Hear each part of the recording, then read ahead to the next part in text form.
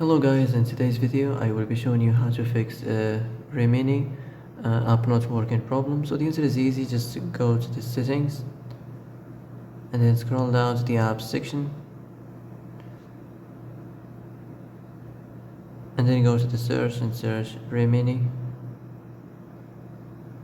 and then go to the storage, and here you will find this clear cache option. Click on it. Now you can go check it if it worked, and if it didn't you can try to restart your phone or turn the Wi-Fi off and on, or the Bluetooth or the airplane mode.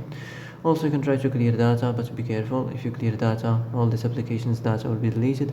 This includes all files, the settings, the accounts, the databases, etc. So be careful if you want to clear your data. And that's it for today's video. I hope this is the answer you've been looking for. If you like this video, don't forget to like and subscribe, and see you in the next video. Thanks for watching.